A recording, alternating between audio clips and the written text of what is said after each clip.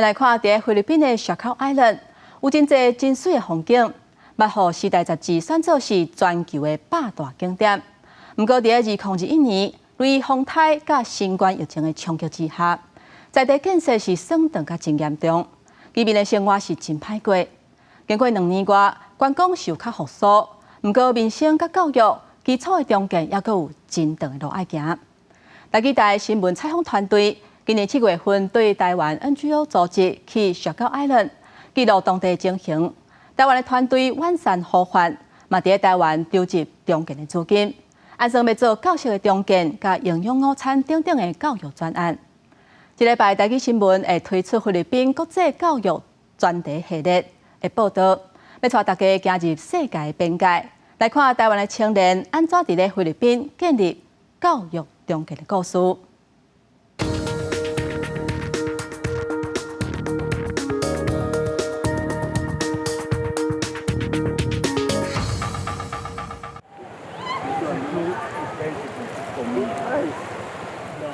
这是考奈，世界上冲浪上有名的一个所在之一。世界拢已经看到真侪观光客伫遮佚佗。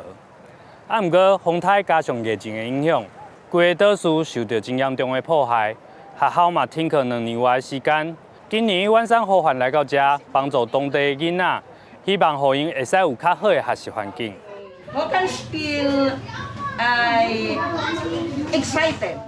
雷洪灾过后已经2年，却因为政府的资源不足，重建速度变甲真慢。目睭所看到拢是岛上停建灾后了后影响，包含着车路、学校等公共建设。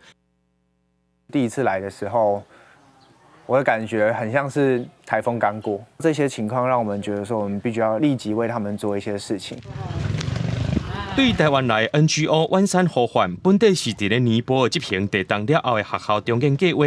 即马因将当地成功模式再来菲律宾，和关山尼泊尔无相共。下年高岛是海岛环境，完善呼唤特别设计4种符合在地教育专案，建立伫咧岛上的每一角市。因拜访教育局串联学校，也和在地社会企业合作，希望带动在地人做伙参与。Almost all schools in Siargao had damage due to Typhoon Odette. We have a very low, in terms of prostration level, we have a very, we have 32% as of now in school year 2022. 第一个是跟当地合作，是我们可以深度了解在地需求，因为当地人一定比我们了解在地。第二个是这些专案的延续性都更高。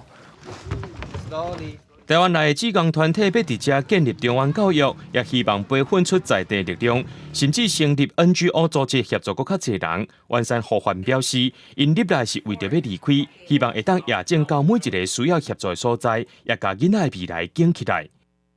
记者洪兆成、黄文良，菲律宾夏尼高岛的采访报道。